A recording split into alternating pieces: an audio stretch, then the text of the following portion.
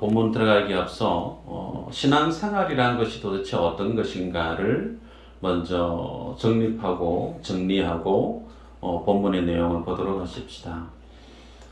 미스제일교회 성도분들은 예수 믿는 것이 뭐라고 대답할까? 한번 대답해 보시겠어요? 예수 믿는 것이 뭐죠?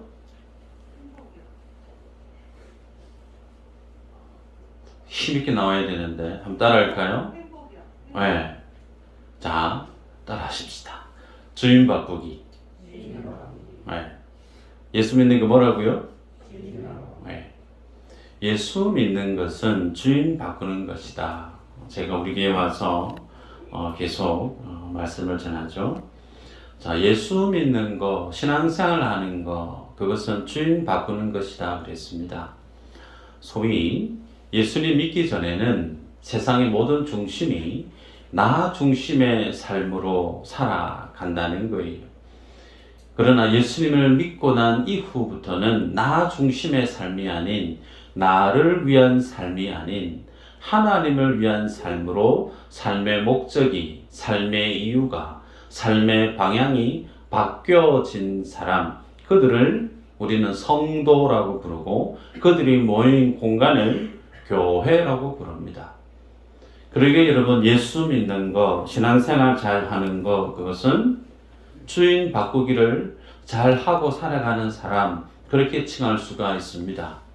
말씀을 볼까요? 고린도 후서 5장 15절에 이렇게 말씀합니다. 한번 읽어볼까요? 시작. 그가 모든 사람을 위하여 죽으심은 살아있는 자들로 하여금 하나님 그들을 가지게 하지 않고 오직 그들을 위하여 죽었다가 다시 살아나시기를 위하여.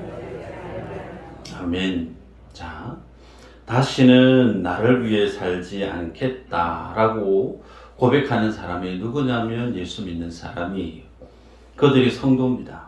뿐만 아니라 예수님께서 십자가를 지시고 돌아가신 그 목적도 어디에 있다 말씀하시느냐면 다시 살아나신 예수 그리스도를 위해 사는 자로 만들기 위해서 주님의 십자가 지셨다. 그렇게 성경을 기록하고 있어요.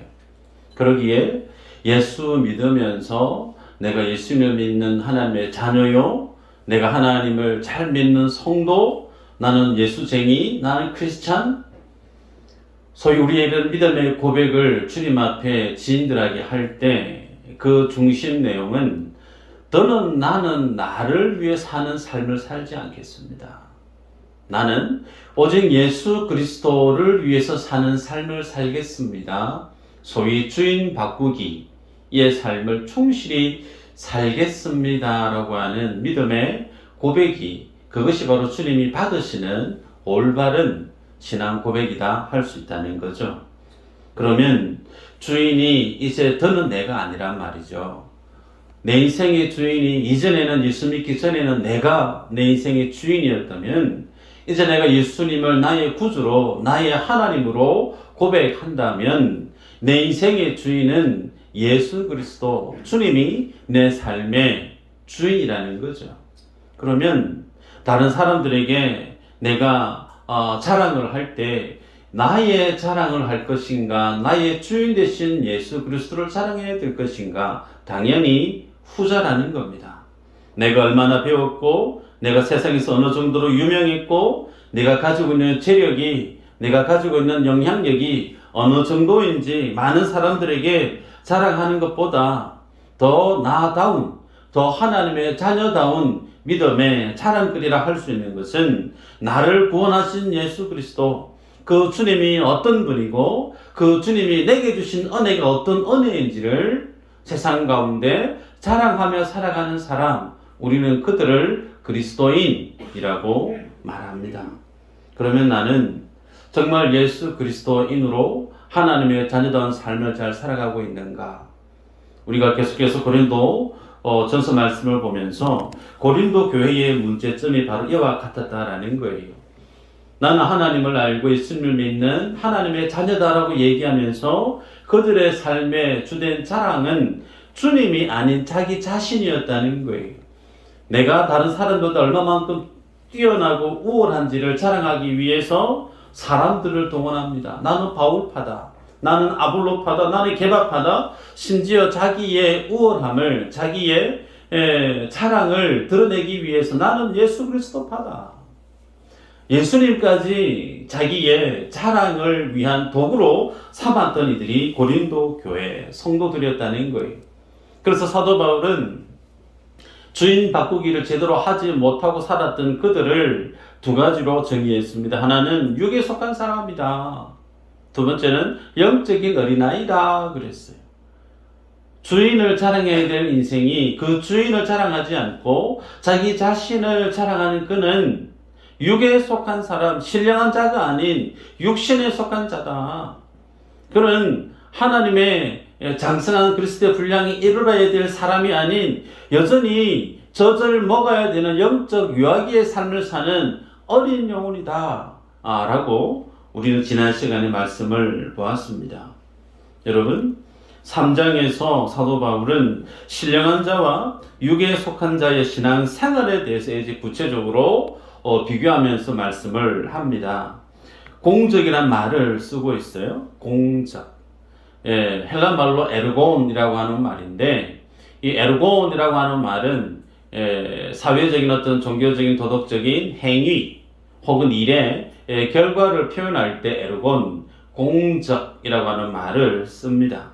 그런데 이 공적, 모든 행위와 모든 일의 그 결과가 오늘 본문에 보면 주님이 이 땅의 마지막 때에 불로서 심판하시고 불로서 시험하신다는 말씀하죠.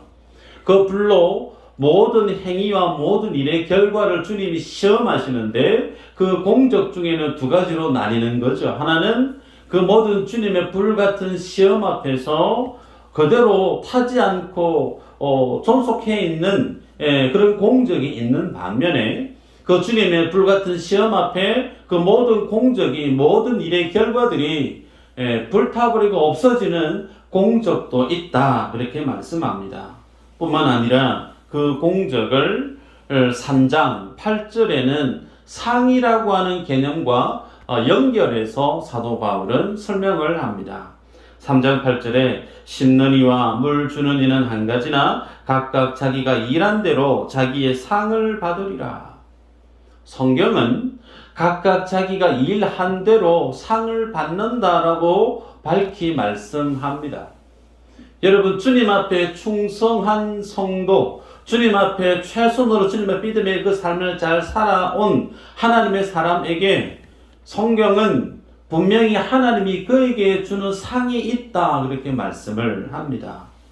그런데 그 상이 어떤 사람은 줄 상이 없다는 거예요. 왜? 공적이 불타버리고 없기 때문에. 또 어떤 사람은 그 모든 시련과 시험 앞에서 그 공적이 그대로 남아 있어서 하나님께로부터 받게 되어지는 상이 있다 그렇게 말씀합니다. 그래서 공적과 상은 같은 맥락 안에서 연결되어지고 있어요. 그러나 여러분, 우리가 이 부분에 있어서 구별해야 될 필요가 있습니다. 한국 교회가 이 본문에 있어서 오해를 했던, 심각하게 오해를 했던 내용들이 있어요. 여러분, 상과 상급은 같아요? 달라요? 너무 어려운 질문이죠? 상과 상급은 같지 않습니다. 상급, 말 그대로 상의 레벨이 있다는 거죠. 그러나 성경은 우리에게 상의 레벨에 대한 말씀하지 않습니다. 성경은 우리에게 상이 있다, 상에 대해서 말씀을 하고 있어요. 이전에 저도 그렇게 교육을 받았습니다. 저를 가르쳤던, 지도했던, 어릴 때 지도했던 목사님께서 상급이 있다. 주님 앞에 전도하면 전도의 상이 있고 충성하면 충성한 자에 대한 상급이 있다. 그래서 하나님의 일에 대해서, 교회 일에 대해서 열심히, 재정이 많은 사람은 재정으로 열심히 충성하고, 건강하면 달란트가 있으면 그 달란트로 열심히 충성해서 하나님 주신 그 상급을 받아야 된다. 그래서 교회의 사역에 독려했던 그런 어떤 이슈 중에 하나, 상급론. 여러분, 같은 논리로 한번 생각해 볼까요? 사도 바울은 지금 고린도 교회 안에 앞서 어떤 문제를 지적했었냐면 성도 간에 분쟁이 있었던 문제, 성도 간에 파당이 있었던 문제, 내가 다른 사람들보다 더 우월하다는 거예요. 그 우월함, 다른 사람들보다 내가 더 특별하다고 하는 그 내용을 부각시키면서 다른 사람을 깎아내리고 무시했던 그들의 잘못된 신앙의 내용을 지적했던 사도 바울이 이제 상이라고 하는 부분을 도입해서 서로에게 경쟁을 유발하는 논리로 상급론을 오늘 이 말씀을 하신다라고 하면 사도 바울이 얘기하고 있는 전반부의 내용과 오늘 읽었던 이 본문의 내용이 서로 맞지가 않아요. 틀린 말을 하고 있다는 거예요. 그러기에 사도 바울이 지금 말씀하고 있는 이 내용은 예수 그리스도를 믿음으로 인한 상이 있다라고 하는 내용을 언급하고 있는 것이지 상급, 상에 대한 레벨이 있다라고 말씀하고 있는 것이 아닙니다. 여러분, 자기를 위해서 신앙생활을 하는 사람, 주인 바꾸기를 아직 제대로 하지 못한 사람, 그는 하나님을 예배하는 사람이 아니고 결국은 누구를 예배하느냐면 자기 자신을 위한 삶을 살기에 자기를 예배하는 인생이 되고 맙니다. 여러분, 특별히 신앙생활을 이제 한번 해봐야 되겠다. 교회 문턱을 처음 열고 들어온 초신자 성도분들이 왕왕 경험하게 되어지는 고민거리가 여기에서 드러날 수 있죠. 소위 신앙생활하는 목적이 내 삶의 유익을 위해서 내가 이제 예수님 믿어봐야지 라고 해서 교회 문을 열고 들어왔어요. 근데 신앙생활을 하다 보니까 손해를 본다든지 혹은 어떤 일에 실패를 한다든지 혹은 정말 내가 원하지 않았던 일이 결과로 드러나게 되어지면 그 일에 대해서 이해할 수가 없는 거예요. 나는 정말 내 인생이, 내 가정에 내 일이 잘 되기를 원해서 내가 예수님을 믿고 하나님의 도움을 입고 내가 세상에서 잘 되기 위해서 주님을 믿으려고 하는데 내가 예수님을 잘 믿고 있는 듯한데 왜 내 인생에 이런 실패가 있고 잘못된 일이 드러나는가. 그래서 그런 일을 경험하게 되어질 때 초신자분들의 가장 먼저 누구에게 따질까요? 하나님께 따지는 거예요. 새벽 예배 나오셔가지고 하나님 도대체 왜 가시냐고, 왜 복은 안 주시고 내가 싫어하는 걸 주시냐고 하나님 앞에 계속 따집니다. 여러분, 하나님을 원망하는 그 마음 저변에 어떤 것이 자리에 있느냐면 예수 믿는 것에 대한 기본적인 이해가 내 속에 정립되어 있지 않다는 거예요. 신앙생활은 주인 바꾸기라고 그랬죠. 그 주인이 하나님이시란 말이죠. 그 주님이 뜻하시는 대로 하나님의 사람들의 인생을 들어 쓰시면 그걸로 족한 거예요. 여러분, 사도 바울은 공적이 불타는 것이 있고 불이 타지 않는 것이 있다. 그런데 불타버리게 되어지면 그는 상을 받지 못하고 화를 당한다. 그렇게 말씀을 했습니다. 이 불타버리는 상이 무엇인가? 혹은 불타지 않는 상이 공적이 무엇인가? 오늘 말씀의 주된 메인이죠. 여러분, 그러면 구체적으로 한번 말씀을 보십시다. 3절에서 9절까지 보면 성도가 하나님 앞에 어떤 존재라고 설명을 하고 있느냐면 하나님의 집이요 하나님의 밭이다 라는 표현을 사도 바울이 쓰고 있죠. 하나님의 집, 하나님의 밭. 여러분, 소위 하나님께서 하나님의 성전을 지어가는데 하나님이 거하시는 곳, 그 하나님이 거하시는 집, 그것은 곧 성전이죠. 그 성전을 지어가는데 그 성전의 주된 재료가 뭐라고 말씀하시느냐면 성도라고 말씀하고 있어요. 성도. 에베소서 2장 20절 22절까지 한번 읽어볼까요? 자, 읽어보십시다. 시작. 너희는 사도들과 선지자들의 터 위에 세우심을 입은 자라. 그리스도 예수께서 주님 목적이 우리 되셨느니라. 그의 안에서 건물마다 서로 연결하여 주 안에서 성전이 되어가고 너희도 성령 안에서 하나님이 거하실 초소가 되기 위하여 그리스도 예수 안에서 함께 지어져 가느니라. 아멘. 성전을 누가 짓는가? 내가 짓는 게 아니고 친히 하나님께서 하나님의 성전을 지어가는데 그 성전의 주된 재료가 뭐냐면 성도들이라는 거예요. 그 성도들이 그리스도 예수 안에서 서로가 어떻게 해요? 연결되어져서 독립적으로 나는 홀로 신앙생활을 해야지, 그것은 성경이 말씀하고 있는 교회가 아니에요. 그것은 성경이 말씀하고 있는 바른 신앙이 아닙니다. 많은 사람들이 모이는 교회 안에 어떤 사람들은 썬데이 크리스찬으로 오는 분들이 있어요. 구역에도 들어가지 않고 소그룹에도 들어가지도 않고 그냥 혼자 와서 말씀 듣고 예배하고 그렇게 돌아가는, 그것으로 그냥 만족해하는 성도들이 무리 속에 묻혀 살아가는 것을 즐겨하는 성도가 있어요. 바른 신앙이 아니에요. 방금 읽었죠? 하나님의 집, 하나님의 성전으로 지어져 가느니라. 누가요? 성도가. 어떻게? 그리스도 예수 안에서 연결되어져서. 네. 그래서 서로에 대한 소소한 내용을 뻔히 아는 것이 건강한 교회예요. 저 집에 숟가락이 몇 개가 있는지, 그 집에 자녀들이 몇 명이고 어디를 가고 무슨 일이 있었는지 마치 내 일처럼 소상하게 잘 아는 그 교회, 그 구역, 그 공동체, 성경적인 교회가 맞아요. 그런데 다른 사람에게 내 일상에 대해서 전혀 오픈하지 않고 적당한 거리를 완벽하게 차단하면서 그렇게 나는 다른 사람 전혀 내 인생에 들어오시면 안 돼요. 거리감을 확실히 가지면서 신앙생활을 하고 있는 성도, 성경이 말씀하고 있는 교회론과 맞지 않는 모습이죠. 자, 중요한 건 하나님이 거하시는 그 집을 누가 만들고 있느냐? 하나님이 만드신다는 거예요. 그래서 여러분이 혹 그런 생각을 가지고 있는 분이 있는지 모르겠습니다. 이 땅에 있는 동안에 내가 주님 앞에 열심히 충성하고 봉사해서 내가 쌓았던 그 모든 공적을 통해서 하나님이 내가 주님의 나라 갈 때 주님이 그것으로 내가 거할 집을 마련해 주는 것을 오해하시는 분이 혹 있을지 모르겠어요. 그 같은 논리면 열심히 교회 안에 깊이 들어와서 충성하지도 않고 봉사하지도 않고 교회의 주변인으로 있다가 주님 앞에 불려 올라간 성도는 다른 사람은 막 금이 있고 은이 있고 다이아몬드로 되어 있는 집에서 생활하는데 그런 분은 저기 소마구간 같은 곳에서 생활하게 되어진다. 천국 맞아요? 그런 거 없어요. 성경에는 그렇게 말씀하고 있지 않습니다.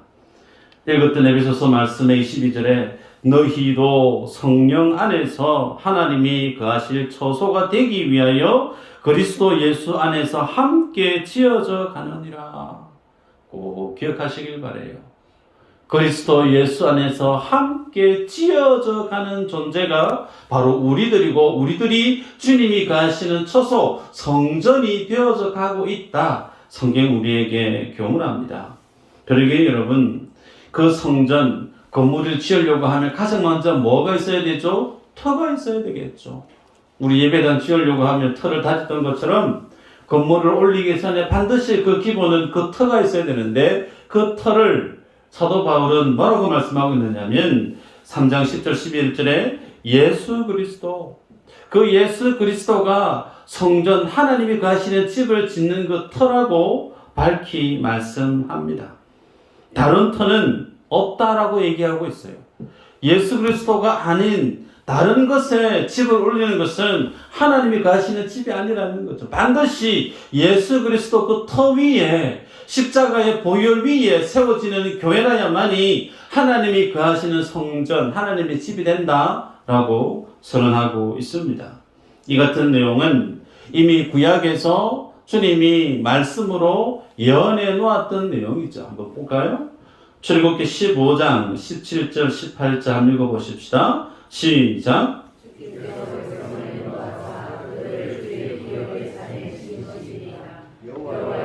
주의 처소를 삼으시려고 예비하신 것이라.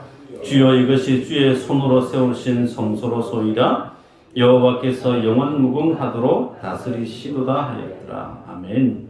여기 보시면요, 주의 기업의 산에 누굴 심는다고요? 이스라엘 백성을 심는데요. 그리고 이스라엘을 주님이 뭐라고 표현하고 있느냐면 주님이 거하실 처소라고 말씀하고 있어요. 주님이 거하실 초소가 우리가 수요일 날 성막론을 보고 있는데 소위 조그마한 텐트, 그 조그마한 텐트에서 솔로몬이 지었던 성전, 어리어리한 그 성전, 여러분 그것이 주님이 거하시는 본질적인 처소가 아니라는 거예요. 이미 구약에서부터 하나님이 내가 하나님의 구원할 백성과 함께 거할 그 하나님의 집은 텐트도 아니고 인간의 손으로 만든 벽돌로 만든 그 건물도 아닌 이스라엘 하나님의 택한 백성들 그들이 하나님이 거할 처소라고 얘기하고 있어요. 그래서 성령께서 주님이 승천하시고 난 이후에 마가다락방에 성령이 임하셨죠. 그 주님 우리 각 사람 속에 들어오셔서 지금도 내주하고 있는 줄 믿습니다. 그래서 우리 안에 누가 거하고 있느냐? 예수 그리스도의 영, 진리의 영, 성령 우리 안에 거하시기에 내가 하나님이 거하시는 성전으로 성경은 우리에게 설명합니다.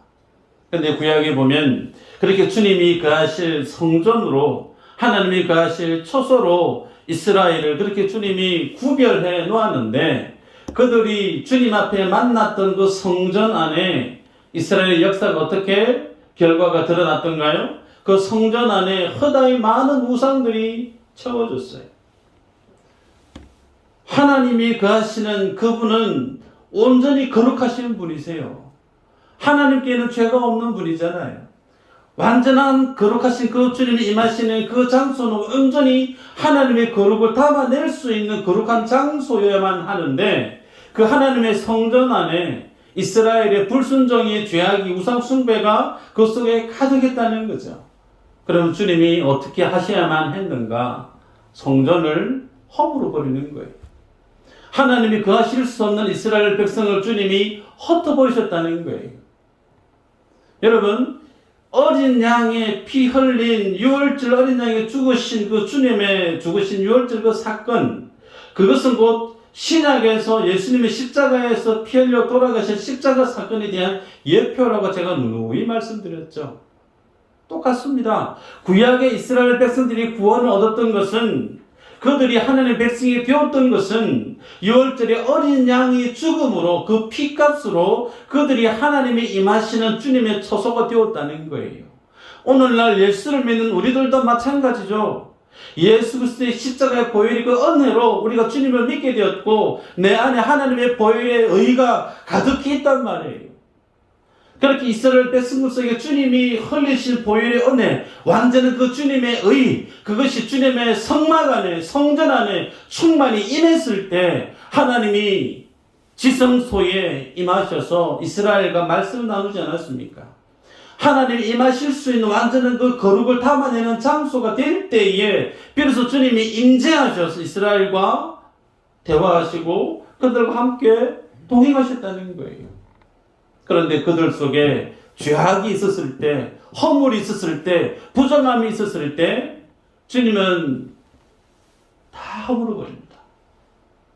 자, 똑같은 원리로 오늘날 내가 예수 그리스도를 믿고 주님이 내 안에 주의 영으로 거하고 있는 내가 하나님 앞에 인정하시는 예수 그리스도의 그 의만을 붙들고 그 주님의 보혈의 가치만을 내가 온전히 붙들고 주님을 예배하고 살아야 되는데 그 속에 주님의 보혈 외에 또 다른 것을 무언가를 첨가한다라고 하면 이것은 예수님의 피만큼 정말 귀한 거야라고 내가 생각하는 가치들을 첨가하면 그것은 하나님이 바라보실 때 부정한 것이 되고 만다는 거예요. 아무리 내가 좋은 것이라고 여겨도 주님의 보혈의 의보다 더 좋은 것은, 더 거룩한 것은 세상에 없습니다. 그래서 주님이 마지막 때에 불로 시험한다라고 했죠. 그 주님의 불같은 시험 앞에 예수 그리스도의 보혈의 그 가치를 고스란히 지키고 가고 있는 그는 하나님께서 주시는 그 시험을 통과해서 그 모든 공적이 남아있다는 거예요. 그런데 그 예수의 보혈을 의지하지 않고 내가 무언가를 첨가해서 함께 그것을 거머쥐고 하고 있는 인생은 그 주님의 불같은 시험 앞에 모든 것이 어떻게 해요? 불타 사라지고 만다는 겁니다. 그러면 남는 것이 뭘까요? 남는 것.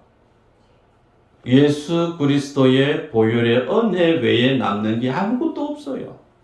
그러면 상이 뭘까요? 남아있는 그것이 공적이고 남아있는 그것이 상이라는 말이에요. 뭐가 남았죠? 예수님이 날 위해 흘리신 보혈의 은혜만 남습니다. 그것만을 주님이 보겠다는 거예요. 그러기에 상금론은 맞지 않다라는 거예요. 예수 그리스도의 은혜만을 주님이 보겠다라고 하는데 그 은혜 외에 또 다른 무언가를 첨가하는 그 모든 것들은 주님이 다 불태워 버리신다는 거죠. 여러분, 그러기에 주님의 집을 주님이 세워가고 있고 그 주님을 세우는 그 집에 오늘날 우리들은 어떤 존재들인가? 주님께 부름을 입은 거룩한 성도요, 그 하나님의 집을 세우는 도구요, 그 하나님의 집을 채워가는 재료에 해당되는 이들이 오늘 우리 성도들이라는 내용이죠.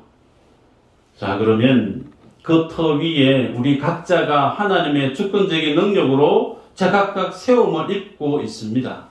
목사는 목사대로, 장로, 집사, 권사, 성도님은 각자 하나님이 쓰시는 대로 하나님의 집에 어떤 사람은 기둥으로, 어떤 사람은 벽돌로 제가 그렇게 주님이 들어 쓰시는 거죠. 그럼 그렇게 주님이 들어 쓰시는 도구들이, 재료들이 그 속에서 내가 더 잘났다, 내가 더 우월하다라고 말할 수 있는 것들이 있을 수 있는가? 그럴 수 없다는 거예요.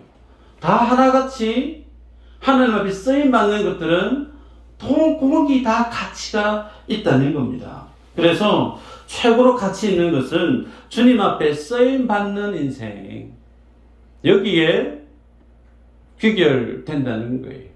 자, 그러면 좀 더 구체적으로 12절에서 14절까지 공적이 밝히 드러나는 날이 있다 그랬는데 남는 것이 금과 은과 보석이죠.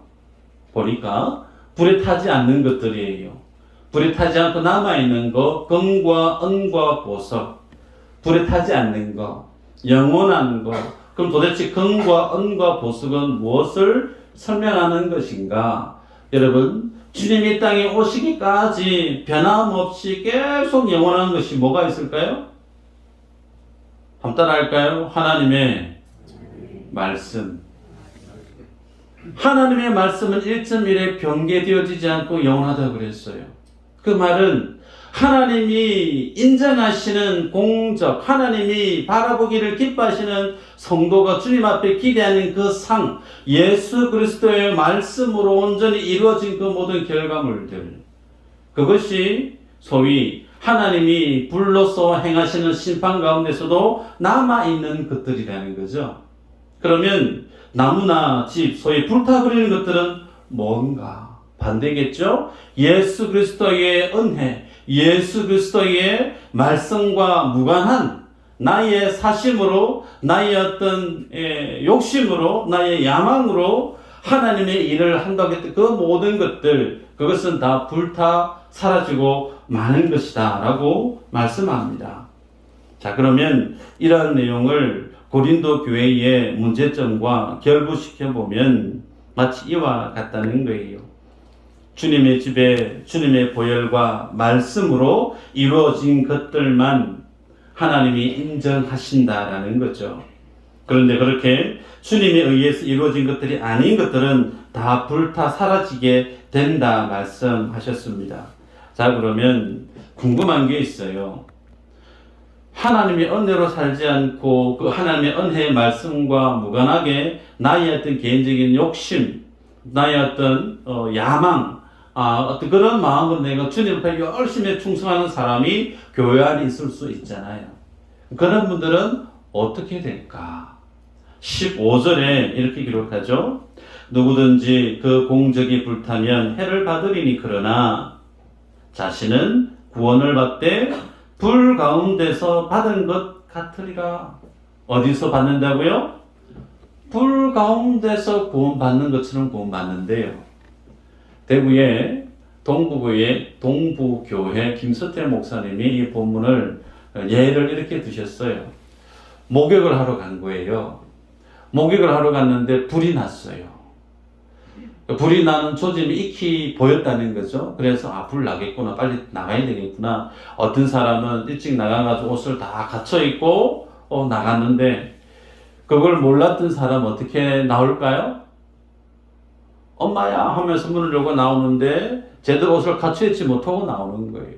중요한 부위만 어떻게 해가지고 마치 그와 같이 주님 앞에 구원받게 되어진다라고 설명한다는 거죠.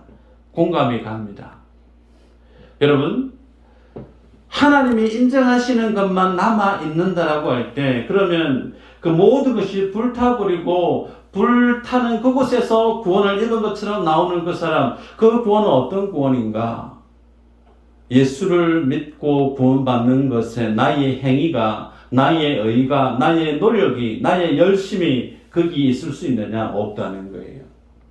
예수 그리스도의 온전한 은혜만으로 구원을 얻었기 때문에 그것은 나의 의가 아니라는 거예요. 내가 만들어낸 공적이 아니라는 거예요.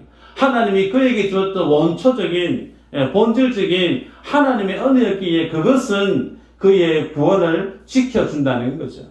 여러분, 그러기에 오늘 우리들 이 말씀을 보면서 하나님의 은혜로 주어진 것들만 남게 되어진 이 공적, 이 은혜를 우리가 기억할 때 남는 것은 예수 그리스도 뿐이고 예수 그리스도가 곧 성도에게 하나님이 주시는 상이라고 하는 부분을 알 수가 있습니다. 골로새서 2장 3절에 이런 말씀이 있어요.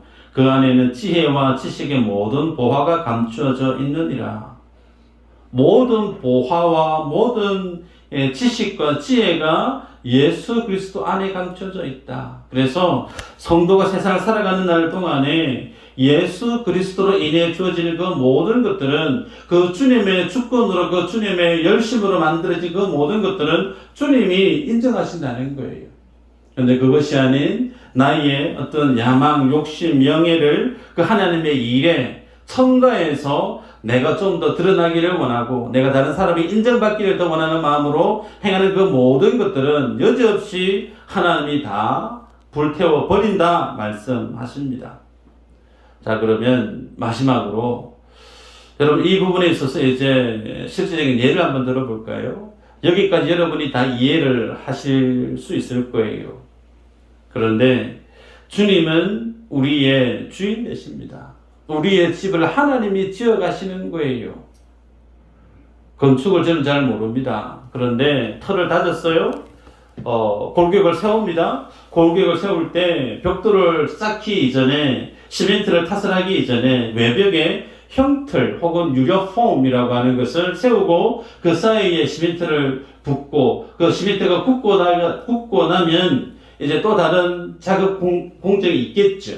그러면 그 형틀, 시멘트를 붓기 위해서 만들어 놓았던 그 형틀, 그것은 어떻게 되죠? 떼내야 되는 거예요. 그 과정이 끝났으면 더는 있을 필요가 없는 거죠. 반면에 그 벽돌은 언제까지요? 계속 있는 거예요. 무슨 뜻인가? 하나님이 우리를 들어 쓰실 때 주권자는 하나님이시라는 거예요. 그래서 하나님 우리를 들어 쓰실 때 성공하는 인생으로 들어 쓰시는 사람이 있어요. 성공하는 사람. 혹은 쓰다가 버려야 되는 실패하는 인생을 들어 쓰실 수도 있다는 거예요. 그것은 그 집을 건축하시는 하나님의 선택이고 주권이에요. 전도자 스데반은 설교 한 번 했습니다. 그런데 돌에 맞아 순교하고 말아요. 그런데 사도 요한은 끝까지 하나님이 그 사역을 오랫동안 했습니다. 하나님이 쓰시는 사람이 제각각 달라요. 어떤 사람은 주님 앞에 열심히 전도하면서 귀하게 말씀을 열심히 전가하는 사람으로 살아갔지만 사도 바울은 그 육체의 가시를 주님이 일부러 주셨다는 거예요. 쓰시는 분은 하나님이시기 때문에 하나님이 제각각 필요에 따라 쓰신다는 거예요. 근데 여기에서 우리들이 하나님 왜 나를 성공하는 하나님의 도구로 쓰시지 않고 실패하는 도구로 왜 나를 쓰십니까? 나도 성공하는 도구로 쓰임받고 싶은데 라고 항변을 한다라고 하면 그 속에는 아직까지 뭐가 바뀌지 않고 있느냐면 주인 바꾸기가 아직 제대로 되어 있지 않은 거예요. 여전히 내 안에 생각이 나의 중심의 사고가 내 신앙생활에 서 있다는 거예요. 그러기에 우리들은 주님 앞에 설 때에 주님이 어떤 모양으로 쓰시든 내가 주님의 몸된 교회 안에 쓰임받고 있다는 것 사실 하나만으로도 우리는 좋게 감사하고 기뻐하시면 되는 거죠. 주님 앞에 평생토록 어떤 모양이든 모든 분들이 쓰임받는 인생으로 주 앞에 살아가기를 주의 이름으로 축복합니다. 기도합니다.